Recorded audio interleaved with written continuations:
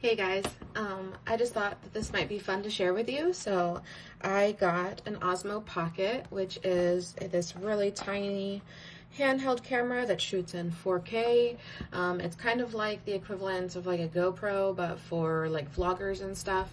Since I'm super into like documentary style work, and that's the kind of video project that I really want to get into. I just figured after a lot of research, this was the best fit for me. So I'm super excited about it. I actually bought it maybe a week and a half ago or something, but I have just been so crazy busy with work that I haven't even had a real opportunity to open it. So this morning I watched a bunch of tutorials, again, just to kind of refresh some of the info that I wanted to be aware of, and I just figured I would share it with you. So you're gonna watch me try to set this thing up. I'm just gonna talk to you a little bit about kind of what my ideas were and why I decided to get a camera specifically for video. So, as a lot of you know, I'm pretty into photography. It kind of comes in and out of my life just because I have a lot of hobbies, but I try to shoot on a semi-regular basis. And I absolutely adore my camera. With that being said, my camera is a beast. It is so huge and so heavy that shooting video on it, for me personally, just seemed not like that fun. So I know plenty of YouTubers and vloggers and stuff, they shoot on those massive cameras and they have no problem with it. I myself am not that way. I just felt like, oh, so these are the extensions for plugging it into your phone. Anyways, sorry, I'm multitasking here. So this is the charging cord, connection cord. This is the little wrist connector. Okay, cool. So yeah, I don't have a lot of interest in using a massive camera for video because, to be quite frank with you, I don't exactly have the best upper body strength. With some of the health stuff I have going on, I have to be really careful with how much strain I put on my body, which includes the kind of weight that I carry around and stuff. So I thought, hey, there is stuff out there that not only is designed specifically for the kind of projects that I want to do, but that can also cater to my needs physically. So why not invest in myself when my art is so important to me? So, as a lot of you have probably watched over the last couple of months, I have been pretty project oriented. I'm kind of that way naturally, but I had the summer off for the first time in I don't know, 8 or 10 years, I kind of lost track. And I decided to spend the summer doing art and trying to develop myself more as an artist because that's such a primary focus for me. So I built a business where I made cute little chubby charms. I actually have them sitting right here. These are not finished, but here's one of the new ones that's coming out. I did a decent amount of photography, not like as much as I wanted, but I did a pretty good amount of photography. Worked a lot on writing projects. I'm still on that. So yeah, I think kind of my idea here with this camera is that like I said in the beginning, I'm really interested in documentary style work. I love the idea of documenting your life and telling the stories of how you grew up and how you became the person you are and the kind of effect that Christ had on your life and what he taught you and all that kind of stuff. I'm really into that. Just kind of nonfiction storytelling. I'm into storytelling in general. If you ask some of my friends, that's very clear, but I just think as far as filming goes, I'm super into kind of telling people's stories, which makes sense. I'm a counselor, so that shouldn't be a huge surprise. But that was the intentionality behind getting this equipment, is I really wanted to be in a situation where on the go, you know, no hassle. I don't have to worry about my health getting in the way, stuff like that. And I can film high quality stuff. And it can be either like vlog style, or it can be like actually more like ideally what I want to work my way up to, because I am just starting out with videography. So I'm like, I have a lot to learn. But I want to do like the equivalent of like documentary shorts, just like really short videos, you know, probably ranging from, gosh, I don't know, like 5 minutes to like 30 minutes or something. Definitely not like movie length at all. But doing documentary shorts where I'm just telling people stories, or helping them tell their story, I should say. So that's kind of what I want to work my way up to. One of the things that really motivated me to do this is I am working on, I have a lot of projects, guys. I am working on a testimony project right now, where I am trying to kind of tell my life story in the perspective of Christ and what he has done for me and what he's taught me and how, you know, how he got me to where I am. And throughout that mental and emotional process, I realized that there's very little documentation of some of the places and some of the people who played a really big role in raising me.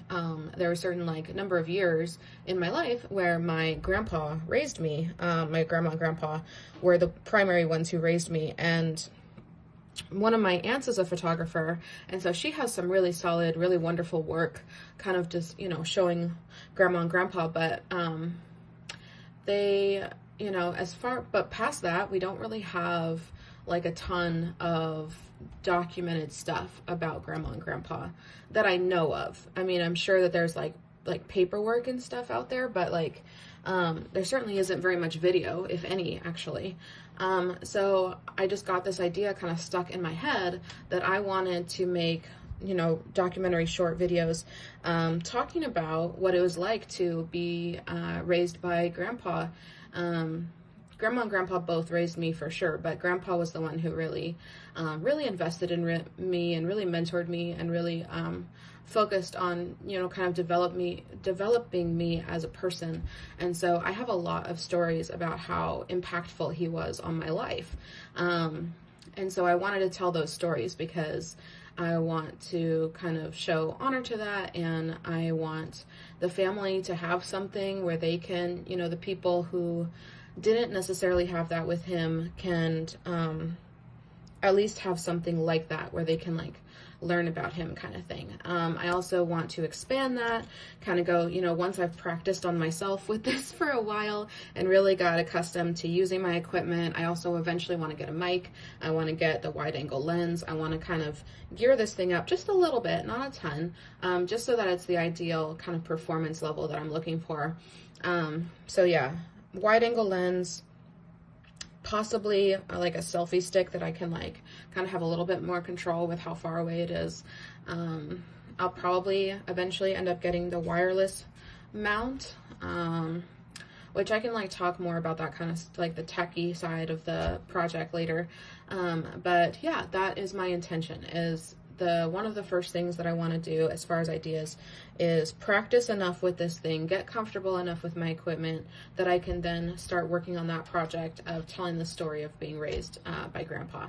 And then once I have really kind of gotten into the groove of things a little bit, I want to start offering up kind of like my skills and services to my family, so that I can do short videos with them and them tell their stories.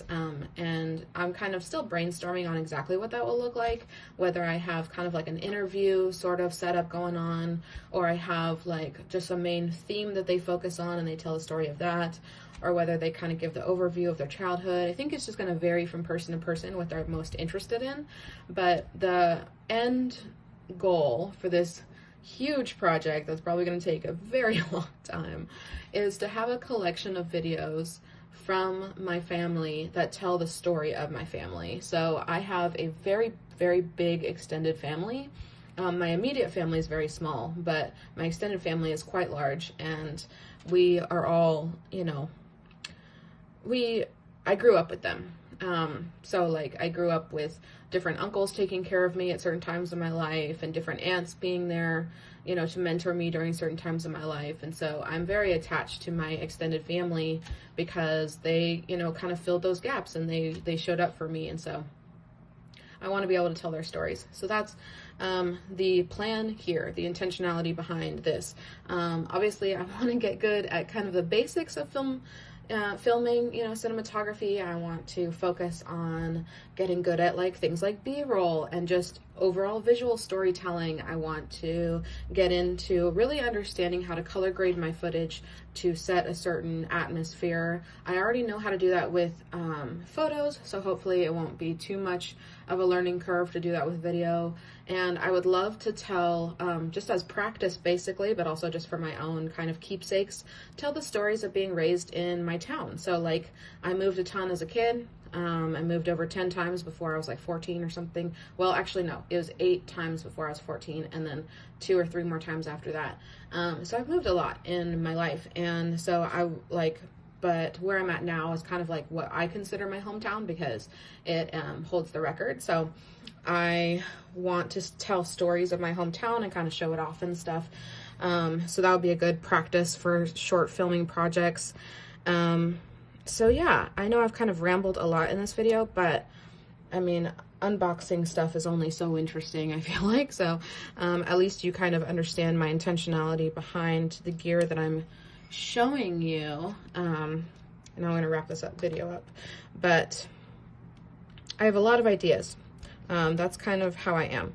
I'm very much an idea focused person, and I operate in that mode quite a lot, just kind of that brainstorming idea mode.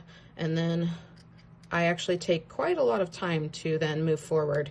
And this doesn't want to go in, and I don't know why. Maybe it has to be turned on. I'm struggling.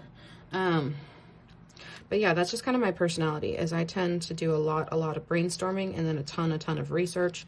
And then only after I've done those things and I really feel comfortable with where I've landed, then I move forward in projects. So, man, I do not know what's going on here. So I'm going to try turning it on, see if that fixes it. I'm so nervous to take this little thing off. I know I'm supposed to, but it's just exposing the camera for the first time is always a little bit nerve-wracking because you're like, I want it to stay perfect. I also have to figure out if I need to charge it first before I leave the house, because I was planning on, oh my God, you're so cute. Did you see that? He like figures himself out. He's like, oh, this is the direction I'm supposed to go. Okay, that, no, this, yes. Okay, device not activated. Don't know what that means. No SIM card. Yeah, I'm working on that. Thank you. I don't know why the SIM card won't go in, which is quite frustrating.